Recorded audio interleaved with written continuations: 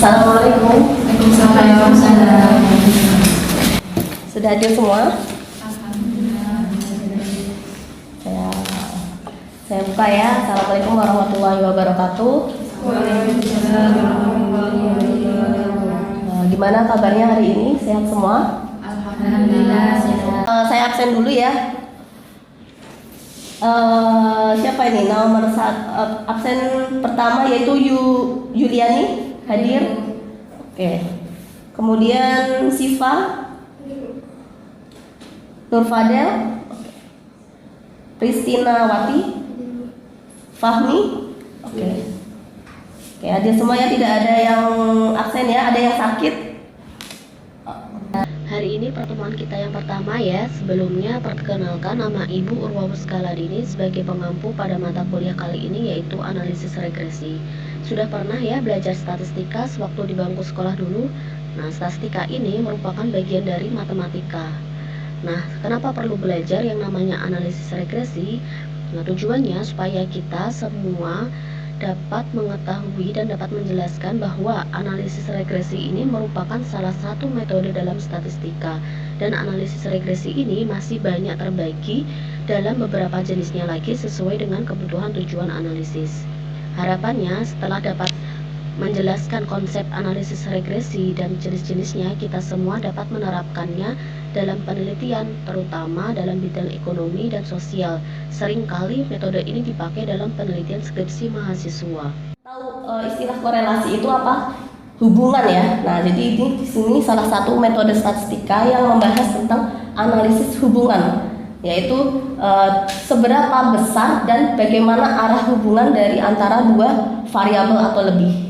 Nah, apa bedanya dengan regresi? Nah, kalau korelasi tadi hubungan. Nah, sedangkan kalau regresi ini dia mengukur hubungan, tetapi ada mengandung unsur sebab akibat, sehingga biasanya diinterpretasikan metode regresi itu diinterpretasikan sebagai pengaruh ya. Misal kita ingin meneliti pengaruh jumlah kehadiran mahasiswa terhadap nilai akhir mahasiswa. Nah, itu sebagai dua variabel ya. Yang variabel yang pertama itu adalah variabel yang mempengaruhi, yaitu jumlah kehadiran.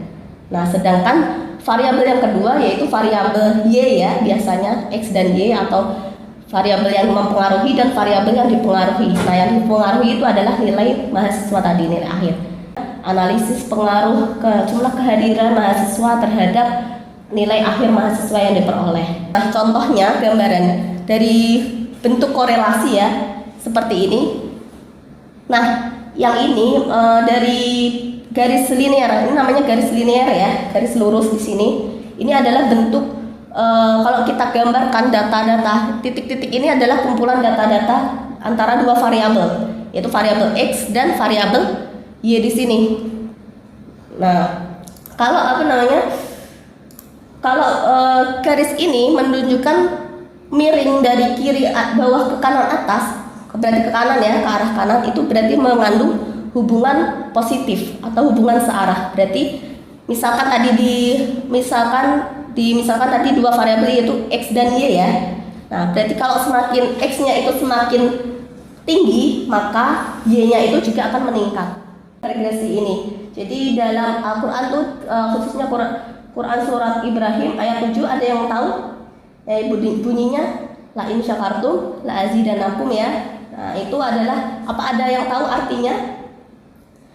Artinya sesungguhnya jika kamu bersyukur maka Allah menambah nikmat. Nah, ibaratnya kalau rasa syukur, misalnya kita rasa syukur itu sebagai variabel yang mempengaruhi.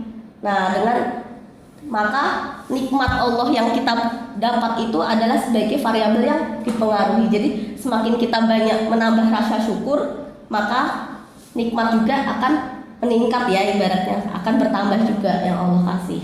Nah, itu contoh dari implementasi dari supaya kita lebih bisa memahami apa sih contoh dari analisis korelasi dan regresi itu.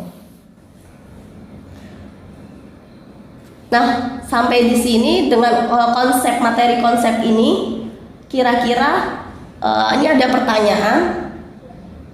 Nanti kalau ada yang bisa menjawab silahkan tunjuk tangan ya. Nah, yang pertama ini pernyataan berikut yang benar tentang koefisien korelasi yang mana?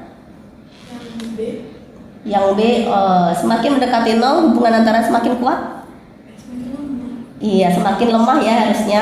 Iya, oke. Jadi jawabannya adalah nilainya berkisar antara -1 sampai dengan 1. Oke.